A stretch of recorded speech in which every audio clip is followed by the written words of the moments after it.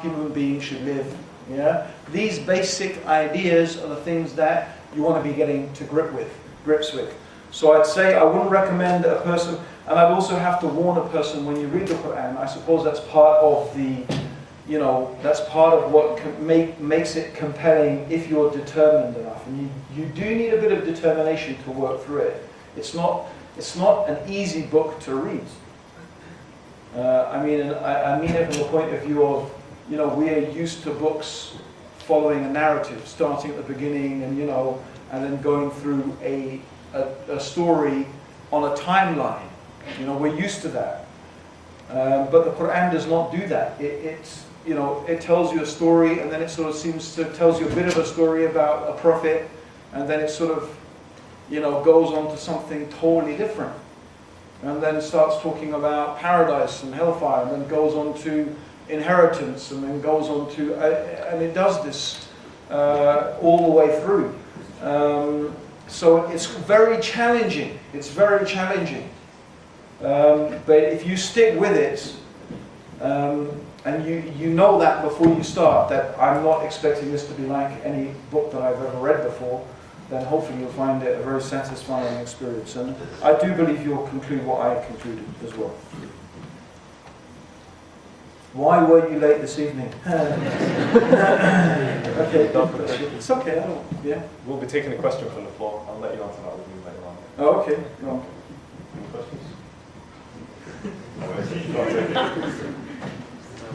Islam. Brother, you just talked about the Quran. Yeah. That's it. In the way you talked about it in terms of narrative. Yeah. Do you personally consider that the Quran presents a disjointed narrative? And if so, what do you believe is the reason for it? Yes. I think I have no doubt in my mind that Allah subhanahu wa ta'ala has made his book like this on purpose. I mean, there is ooh, wow. That was cool.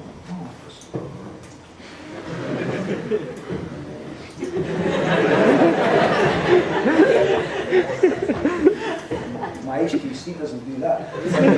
So, no, bro, there is a reason for that. Okay? And the reason is because the Quran is supposed to be, it has a very specific purpose. It's a reminder. It is there to remind especially, Huda lil muttaqin. It's guidance for the pious people. It's a reminder for the pious people. So primarily the Quran is a book that the Muslim will read it and they will hear it.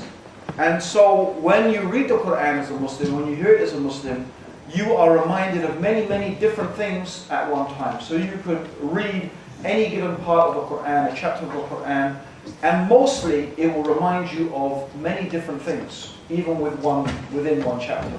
Sometimes at more length, sometimes in very short, concise verses. Yeah, I think that is really a part of it. I do believe that it's very, very psychologically powerful. Even when you approach the Quran for the first time, the whole sort of what you might describe as almost a disjointed nature of it actually forces you to think. It really forces you to think. And it's a little bit uncomfortable. It's like, when you haven't taken exercise for a long time and then you have to start climbing up a hill, it's like, it can actually be quite, you understand? But if you stick with it, like I said, if you stick with it, alhamdulillah, you will find that, your mind starts, it's really, you're exercising your mind, and it's designed, of course, I believe, by the one who created the mind to do that, exactly. So I think, no, it's purposefully like that. And the purpose is to get us to think, to get us to ponder, to get us to contemplate. Yeah. Do you want me to answer why I was late? No, I don't mind. we'll deal with that later. No, I don't mind telling everyone. No, did you hear what happened in Norway about the cartoon? Oh yeah, Did you hear that some newspaper they published a cartoon of the Prophet? So some as a pig eating the Quran. Yeah.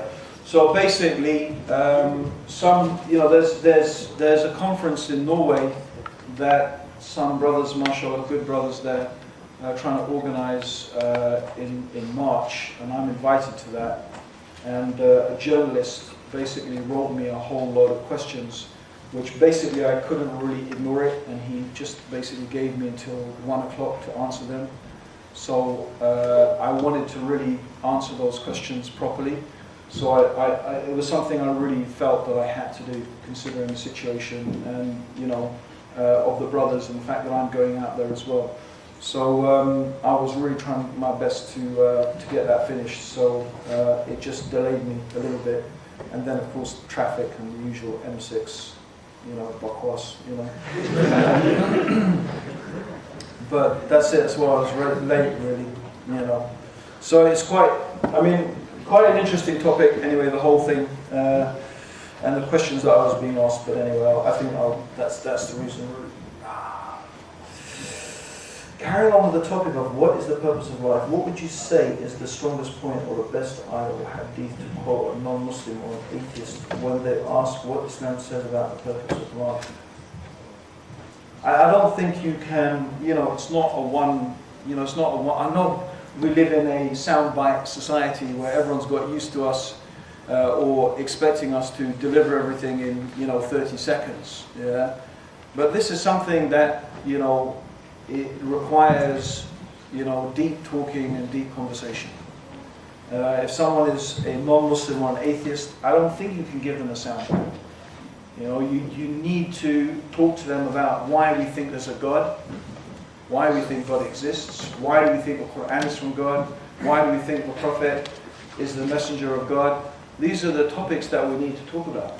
It's only really when you discuss those issues where, you see, there's no point really saying, what's the purpose of life? Well, the purpose of life is this, but I don't believe in God.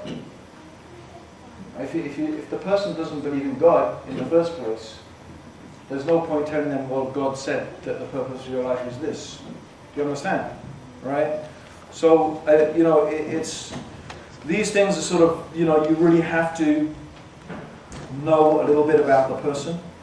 And anyway, I really recommend that you come to one of the I-Era Dawah training days that we do, and you will find it a hugely beneficial and perhaps even a life-transforming experience. Well, that's what some people said, okay? So, inshallah, in that day we will teach you really what is a very good way to try and explain Islam to people in the best possible way. So, I do recommend you try and attend one of those courses that we do up and down the country every now and then, inshallah. What was the most fundamental factor that had you convinced and made... I answered that already. Yeah. You're not paying attention. I am. Well, stuff. We'll take a question from the floor. If anyone wants to ask. You've written a question. Yeah, the question was, you probably know better than I, but in the Quran there's mention that the Quran is protected by Allah subhanahu wa ta'ala. Yeah. Is there any such similar evidences for the Sunnah to the notes on that much today? Well, the verse that you mentioned is, by the way, also used by the scholars to prove that the Sunnah is protected. Because without the Sunnah, you will not know how to follow the Quran. Without the Sunnah, you would not know how to follow the Quran. The Sunnah explains the Quran. So if Allah preserved the Quran, He must have preserved the explanation of the Quran, because then in reality, Allah would have not preserved the Quran. Yeah? Preserving it means not only preserving its text, but preserving its understanding. So for example, if we only had the Quran... Is that... Yusuf Chambers. What's he doing? It's funny, he always rings me in the middle of my talks. Yusuf, smile. People always do this in my talk, I'm going to do it back to you now. Right in the middle of the lecture, well, it's like, you know, I don't know, 100 people here all laughing. You talking to me all the time. Yeah. He's saying salam alaikum. Right, I'll speak to you later, okay? Yusuf Chambers, my good friend. What was I saying, bro?